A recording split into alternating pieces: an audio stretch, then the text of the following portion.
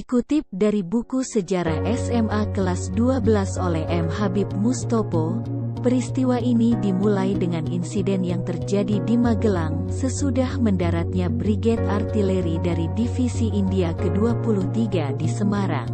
Brigade tersebut bertugas mengurus tawanan perang dan berjanji tidak akan mengganggu kedaulatan Indonesia. Pemerintah Indonesia memperkenankan Brigadir Betel untuk mengurus tawanan perang yang ada di penjara Amba. Ternyata pasukan sekutu diboncengi oleh NICA dan mempersenjatai para bekas tawanan itu. Maka pada tanggal 26 Oktober tahun 1945, pecahlah insiden di Magelang yang berkembang menjadi pertempuran TKR. Mereka mengadakan perundingan dan gencatan senjata dan tercapai kata sepakat yang dituangkan ke dalam 12 pasal. Di antaranya adalah sebagai berikut. 1. Pihak sekutu tetap akan menempatkan pasukannya di Magelang untuk melakukan kewajibannya melindungi dan mengurus evakuasi Allied Prisoners Wars and Internment.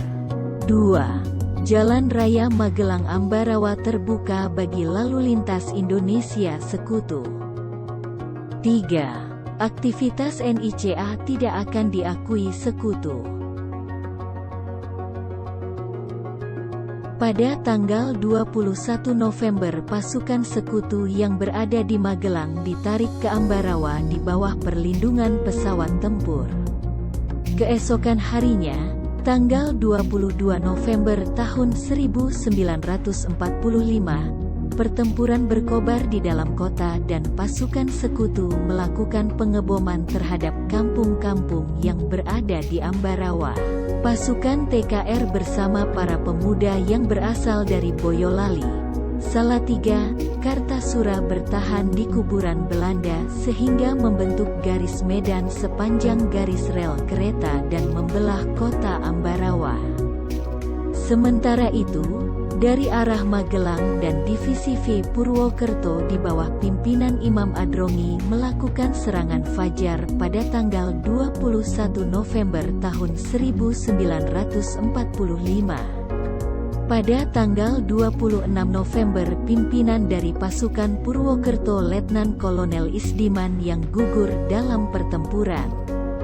Selanjutnya, pimpinan pasukan diambil dari alih oleh Kolonel Sudirman, Panglima Divisi. Setelah mempelajari situasi, pada tanggal 11 Desember tahun 1945 Kolonel Sudirman mengumpulkan para sektor. Setelah mendengarkan laporan dari para komandan sektor, Kolonel Sudirman menyimpulkan bahwa musuh telah terjepit. Pada tanggal 12 Desember tahun 1945 pada waktu pukul 4.30, pasukan TKR bergerak secara serentak menuju sasaran masing-masing melancarkan serangan ke pihak musuh. Dalam waktu setengah jam pasukan TKR berhasil mengepung musuh di dalam kota. Pertahanan terkuat musuh diperkirakan berada di Benteng Willem yang terletak di tengah-tengah kota Ambarawa.